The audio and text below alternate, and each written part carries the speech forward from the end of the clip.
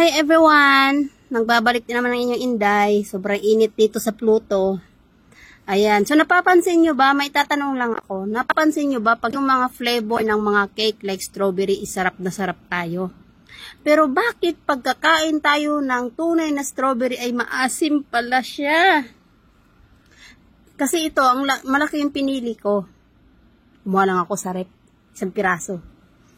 Tapos, pagkagat ko, ahem.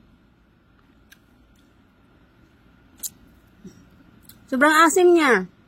Pero bakit pag strawberry mga flavors na yan, sarap na sarap tayo? Alam nyo ba, may istorya kasi ako niyan about sa strawberry. Strawberry na to. Kasi dati, yung aking partner sa buhay, bumili siya ng basta maraming strawberry.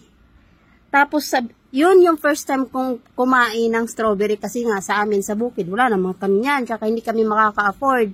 Sa bukid, hindi kami nakakabili kahit apple. So, ganito na nga yung istorya. Bumili siya ng strawberry. Pulang-pula talaga siya. As in, pulang-pula. Tuwang-tuwa ako. Sabi ko sa akin to isang balot.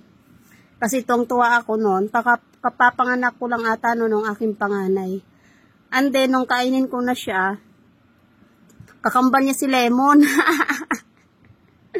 Kakambal niya si Lemon, mga kaibigan. Kaya, ayun, mula nun, kumakain ako ng strawberry, pero sinasawsaw ko siya sa asin, kasi maasin talaga.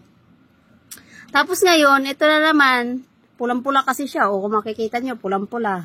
Mink na mink. Mink na mink. O, tapos, kainin mo siya. Para ako kumain ng mangga. Manggang hilaw.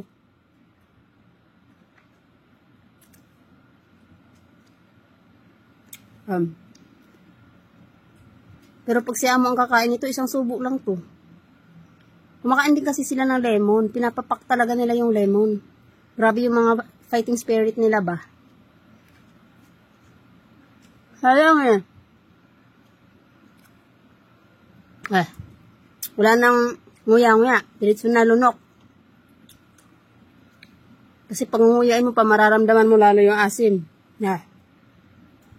Nakailang kagat na ako. Sayang kasi itapon, nakagatan ko na. Isa atin ang mahal-mahal ng strawberry.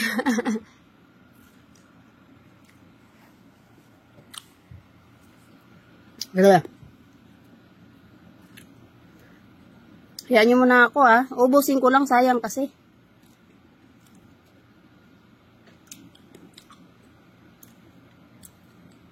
Ubus na. Isang subo na lang.